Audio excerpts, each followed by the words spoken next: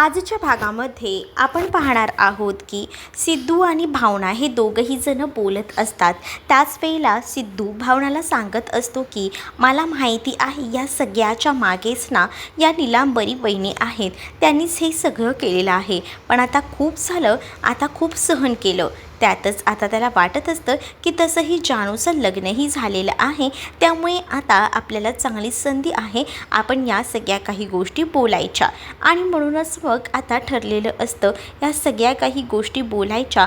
म्हणूनच आता तो ठरवतो आणि त्या जोगतिनीला कॉल करायला घेतो। जोगतिनीला सुद्धा तो घरी वेळेवर बोलवतो आणि तेही जोगतिनीच्या वेशातच। म्हणजे का तर तिला आता त्याच वेशात जर बोलवलं आपण तर आपल्याला काही झालं तरी सुद्धा सगळ्यांसमोर नीलांबरीचं भांडं फोडता येईल। इकडे आता जानू आणि जयंत घरी पोचलेले असतात। जानू जयंत घरी पोचतात तेच आता जयंत जानूला सगळं घर इकडे तिकडे फिरून दाखवत असतो। जेव्हा आता ते सगळं घर जानू पाहत असते तेव्हा जानू आतमधून हसत असते, कारण तिने हे घर आधीच ओळखलेलं होतं आणि तिला सगळ्या काही गोष्टी माहिती होत्या आणि म्हणूनच मग तिला आता कशाचाही फरक पडत नव्हता। ती मात्र आता म्हणत होती की इकडे हे सगळं आहे, पण तेव्हाच ना तो बोलताना बोलून जातो की माझं घर। तेव्हा आता ती त्याला म्हणते तुम्हाला आपलं घर असं म्हणायचं आहे का? त्यावर तो म्हणतो की हो हो आपलं घर। मग ती म्हणते की ते सवयीने होतच असेल, कारण तुम्ही इतके दिवस या घरात एकटेच राहिलात ना। त्यावर तो म्हणतो की हो हो एकटाच मी या घरात राहिलो। मग आता जानूला सगळं आठवत असतं, पण ती त्याला तसं दाखवत नाही की तिला ते सगळं काही आठवतं। जयंत जानूला म्हणत असतो की तुला आधी हे घर आवडलं नव्हतं, म्हणूनच मी या घरात काही चेंजेसही करणार आहे। थोड्या दिवसानंतर आपण बरेच चेंजेस करून घेऊ, असं देखील आता तो तिला बोलत असतो। त्यानंतर तो तिला बेडरूमसुद्धा दाखवायला घेऊन जातो। बेडरूम जेव्हा आता ती बघते ना तेव्हा मात्र आता ती बेडरूम बघितल्यानंतर आता ती म्हणत असते की खरंच ना या घरामध्ये आल्यानंतर असं वाटतं की कुठे निघूच नाही। म्हणजे बघा ना हे घर कसं आहे की या घरामध्ये कुठेही खिडक्या नाही आहेत, पण आता त्या घरामध्ये तिला एक झुरळ दिसतं, जे की तिच्या लग्नाच्या पहिल्या दिवशीसुद्धा तिला तेव्हा दिसलं होतं आणि मग तेव्हा तिला तो क्षण आठवतो।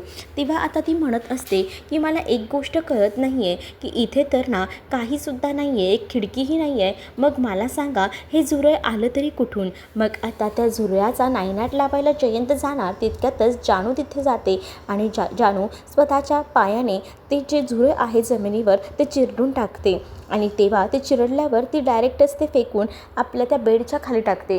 मग जयंतला ते सगळं नकोसं वाटत असतं, त्याला त्रास होत असतो। म्हणजे त्याला ते म्हणतात नाही का फोबिया एखाद्या गोष्टीचा असतो तसं त्याला असतो, कधी एकदा ते झुरळ त्या बेडच्या खालून काढतोय ना असं त्याला होत असतं।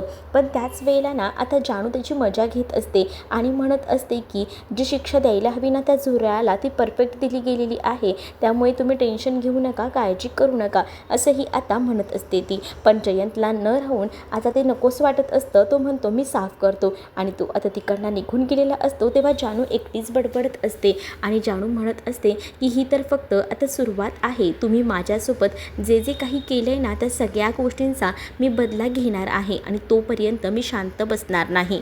आतापर्यंत मी सगळं सहन केलंय, ते फक्त त्याच एका गोष्टीसाठी, पण आता नाही। आता इथून पुढे माझ्याच्याने कोणत्याही गोष्टी ज्या आहेत त्या सहन होणार नाही आहेत आणि त्या सगळ्याचा बदला घेतल्याशिवाय मी शांत बसणार नाही आणि तुमचा खरा चेहरा सगळ्यांसमोर मी तर घेऊन येणारच, असंही ती बोलत असते। कारण तिने आता ठरवलेलं होतं की आपण जरी आपली मेमरी परत आलेली असली तरीसुद्धा आपण आता ह्या सगळ्या गोष्टी कोणाला सांगायच्या नाही। विश्वा बोलत होता ते अगदी बरोबरच होतं आणि तिला तो लग्नाचा दिवशीचा तो प्रसंग आठवतो, ज्या दिवशी ती आता ह्या सगळ्या गोष्टी आठवू लागलेली होती आणि तेव्हा ना ती देवासमोर उभी होती। देवाला तिने हात जोडून हेही सांगितलेलं होतं की हे देवा, आज माझ्या मनात काय चाललं आहे हे फक्त तुलाच माहिती आहे आणि आता ह्या सगळ्यासाठी तू मला बळ दे, कारण काही झालं ना तरीसुद्धा या जयंत कानेटकरला मी आता जन्माची अद्दल घडवणार आहे आणि ह्याचा खरा चेहरा अख्खा दुनियासमोर आणणार, अशी तिने शपथ घेतलेली असते दिव्यावर हात ठेवून। आणि म्हणूनच मग तिला ते सगळं सगळं काही आठवत असतं. तेवढ्यातच जयंत इकडे ते झाडू आणि त्याचसोबत ते सुपली घेऊन आलेला असतो. का तर त्याला बेडच्या खालचं ते झुरळ उचलायचं असतं. जानू त्याला म्हणत असते द्या इथे, पण जानूला तो म्हणतो नको. दुसरीकडे संतोषला हकलवण्यासाठी वीणा फुल तयारीत असते.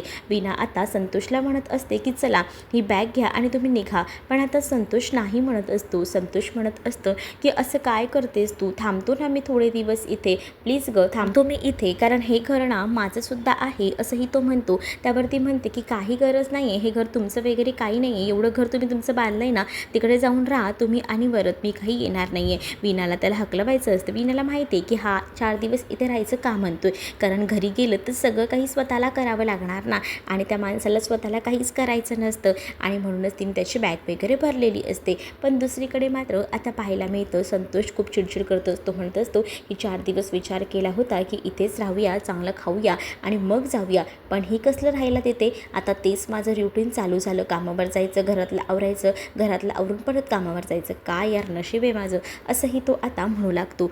तर दुसरीकडे आता जानू जे आहे ती मात्र वैतागत असते. जानूला नको नको झालेलं असतं. दिवसभर जो काही लग्नाचा थकवा असतो तो आलेला असतो, आणि त्यातच तिने ना पाठमोरा करून ती आता झोपलेली असते. तेव्हा तिथे जयंत येतो आणि जयंत जानूला म्हणत असतं की काय झालं. त्यावर जानू म्हणते दिवसभर झाला खूप जास्त टेन्शन होतं, लोड होता, त्यामुळे आता ना मला झोप येते, नको वाटते. पण जानूला तो म्हणतो की तू तिकडे तोंड करून झोपू नकोस, निदान इकडे तोंड करून तरी झोप, जेणेकरून आहे ना मला तुझ्याकडे बघत राहावंसं वाटेल, तू जर पाठमोरे झोपलीस तर ते मला आवडणार नाही, असंही आता बोललं जात असतं. तर इकडे आता पाहायला मिळत असतं की सिद्धू आणि भावना घरी आलेले असतात. घरी आल्यानंतर ते आता सुरू होतात. जेव्हा ह्या सगळ्या गोष्टी बोलत असतानाच ते जोगतीनेलासुद्धा सोबत घेऊन येतात. जोगतीनंही सोबत आलेली असते, आणि तेव्हाच ना आजी म्हणत असते की तुमचं काय चाललंय एवढ्या रात्री आणि कशाला आवाज करताय. सगळीजणं तिथे हजर असतात. तर जोगतीनेला जेव्हा समोर आणलं जातं ना, तेव्हा मात्र नीलांबरीच्या चेहऱ्यावरचे रंग उडालेले असतात. नीलांबरीला काय बोलावं काही सुधरत नसतं. नीलांबरी म्हणत असते की कोणत्या बाईला तुम्ही आणलेलं आहे घरात. त्यावर मात्र आता भावना म्हणत असते की या बाईला तुम्ही ओळखत नाही आहे का, अहो हीच तर बाई आपल्याकडे जोगतीन म्हणून आली होती आणि माझ्या बायाबद्दल सगळ्या काही गोष्टी भविष्यवाणी करून गेली. मग आता ती जोगतीन येते आणि म्हणते की तुमच्या बायाबद्दल जे काही मी सांगितलं ना ते सगळं खोटं होतं, आणि ते बोलण्यासाठी मला या बाईनं सांगितलं. आणि नीलांबरीकडे ती बोट दाखवू लागते. नीलांबरी आता म्हणत असते की ए बाई उगाच माझ्यावर आरोप करू नकोस, खोटे नाटे, मी काहीच केलेलं नाही आहे, असंही आता म्हटलं जातं. जेव्हा आता या सगळ्या काही गोष्टी बोलल्या जातात ना, तेव्हा मात्र आता नीलांबरी त्या बाईला खोटंच ठरवत असते.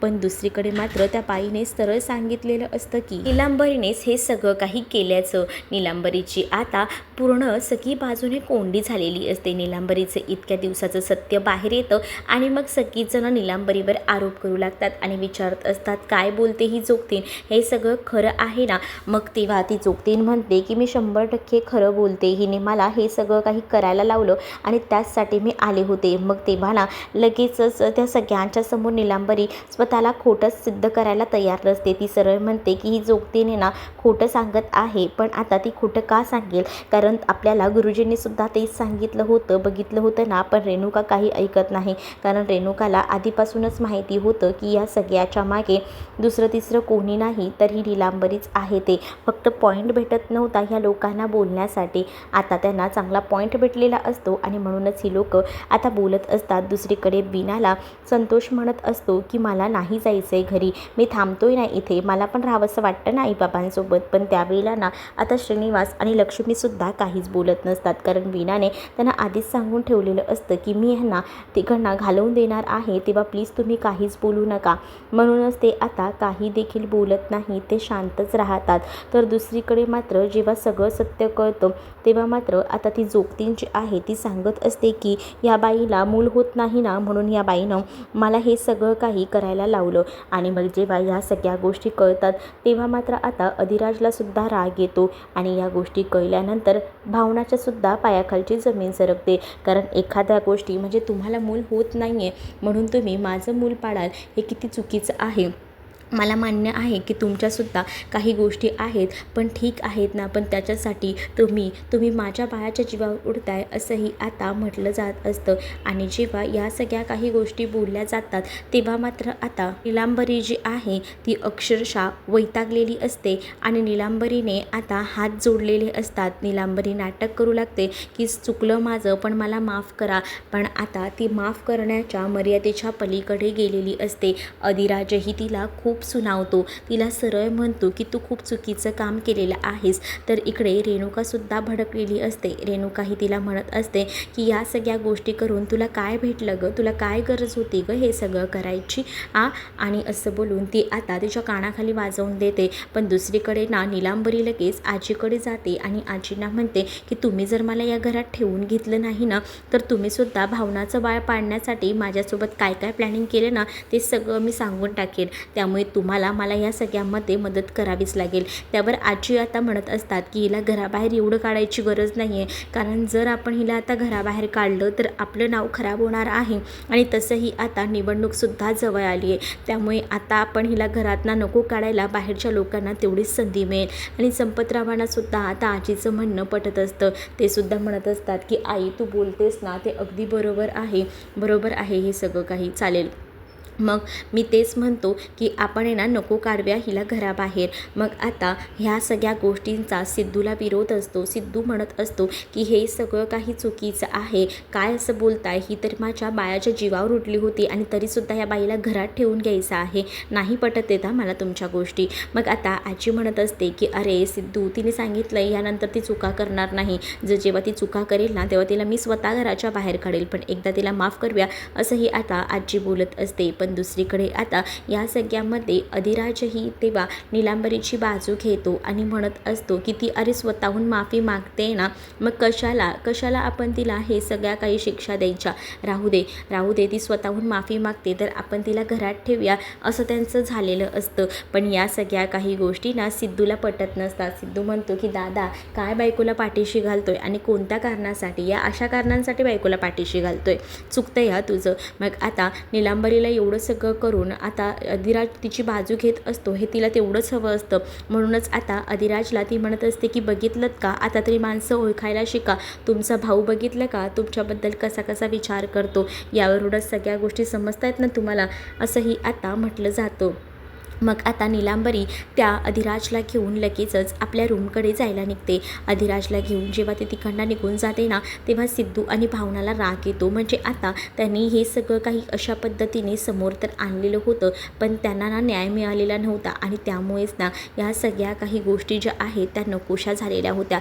दुसरीकडे आता विश्वाला वाईट वाटत असतं. विश्वा विचार करत असतो की मी माझ्या परीने जानूला सगळ्या काही गोष्टी सांगायचा प्रयत्न केला, पण जानूने काहीच ऐकून घेतलं नाही. जानूने जर ऐकून घेतलं असतं ना तर आज ही वेळ आलीच नसती, असंही म्हणून तो स्वतःला त्रास करून घेत असतो. पण तो ठरवतो की जानू तुला आता जरी वाटत नसलं ना तरी मला माहिती आहे कधी ना कधी तुला सगळं आठवेल, तेव्हा हा मित्र तुझा कायम तुझ्या पाठीशी आहे, असाही तो विचार करतो. दुसरीकडे आता आजीच्या रूममध्ये वीणा नाश्ता करायला आलेली असते. बिस्किट्स आणि चहा. तेवढ्यातच वरदने आवाज दिलेला असतो म्हणून वीणा बाहेर जाते. तोपर्यंत आजीने ना आता सगळी काही बिस्किटांना फस्त केलेली असतात. आजी आता म्हणत असते की किती दिवस झाले त्या नळीतना खात होते, पण आता बिस्किटं खाऊन बरी वाटत आहेत. पण तेवढ्यात वीणा येते आणि वीणा म्हणते की काय मी बिस्किटं तर घेऊन बसले होते, मग बिस्किटं गेले कुठे. खरंच ना मला कधी आठवत नाही, मला असं वाटतं ना ही बिस्किटं ना मीच खाल्ली असतील, पण मला ना आता कळत नाही आहे खरंच या कामाच्या नादात, असं म्हणून ते तिकडनं निघून जाते. आणि दुसरीकडे मात्र आता वँकी जो आहे तो त्याचं काम तर करत असतो आणि वँकी काम करत असताना ना त्याला अक्षरशः लोड आलेला असतो कामाचा, कारण त्याने नवीन बिझनेस स्टार्ट केलेला असतो आणि फुलांच्या ऑर्डर्स ना खूप ठिकाणाहून येत असतात, कारण ऑनलाईनसुद्धा चालू केलेलं असतं ना, त्यामुळेच आता तो ह्या सगळ्याचा लोड घेत असतो. मग तेव्हा त्याला श्रीनिवास समजवतात. तर दुसरीकडे त्यांच्या डोक्यात कल्पना येते की ह्याने जर एवढा व्यवसाय ह्याचा पुढे नेला असेल तर आपणही आपल्या पिठाच्या गिरणीचा व्यवसाय नक्कीच अशा पद्धतीने का होईना कुठून तरी पुढे नेऊ शकतो ना, असाही विचार ना आता त्यांच्या मनामध्ये येऊ लागलेला ठेवलेला असतो आणि मग त्या सगळ्या गोष्टींचा विचार ते लोक करत असतात. तर दुसरीकडे मात्र आता श्रीनिवास जे आहेत ते बघून आता म्हणत असतात की चला फायनली या सगळ्या काही गोष्टी ज्या आहेत त्या शक्य झालेल्या आहेत. मग आता त्यांनासुद्धा वेगवेगळ्या कल्पना सुचत असतात. मग आता लक्ष्मी सांगत असते व्यंकीला की उलट देवाचे आभार मान, कारण या लोकांचे व्यवसाय सुरू होतात पण काही लोकांचे चालत नाही, पण उलट तुझा व्यवसाय खरंच खूप उंचावर नेऊन ठेवला आहेस तू.